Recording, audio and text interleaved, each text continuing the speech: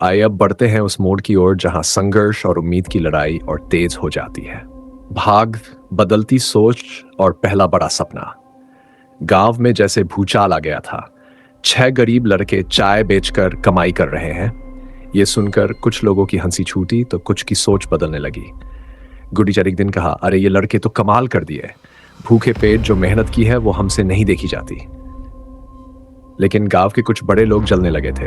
रमाकांत चाचा बोले, अबे चाय बेचने से कोई व्यापारी बनता है क्या? हद हो गई। यह सुनकर दिलीप का दिल टूटा, लेकिन उपेंद्र ने कंधे पर हाथ रखा।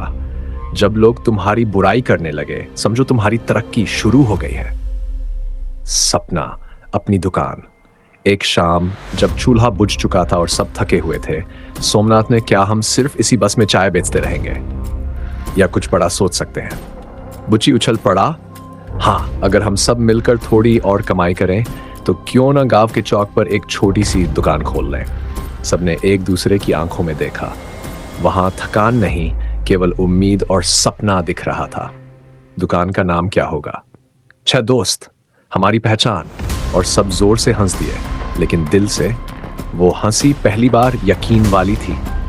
रुकावटें और बदन सी भी, लेकिन सपनों की राहें फूलों की नहीं होती। एक रात चूल्हा फट गया, गर्म दूध पूरे हाथ पर गिरा।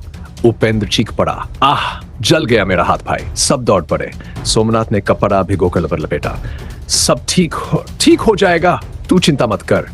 उसी रात तेज बारिश आई। बस के अंदर पानी भर गया, सामान भीग गया, चूल्हा गीला, दूध खराब। सब खत्म हो गया क्या? अब क्या करें? दिलीप ने आंसू पोंछे और कहा, नहीं भाई, अब तो ये दर्द भी हमें मजबूत बनाएगा। हार नहीं मानेंगे। गांव का पहला 6 दोस्तों का ठेला।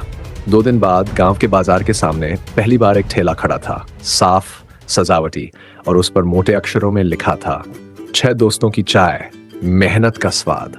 पहले दिन ही 2 रुपए की कमाई हुई। लोग कहते गए, इन लड़कों की चाय में कुछ तो बात है, दिल से बनाते हैं। गांव का माहौल बदल रहा था। अब बच्चे कहते थे, मैं भी बड़ा होकर व्यापार करूंगा। अब आगे क्या? भागठार में आएगा, गांव से शहर की ओर पहला कदम और बड़ी नाकामियां। क्या आप तैयार हैं उस और भी गहरे संघर्ष और ऊंची उड़ान के लिए?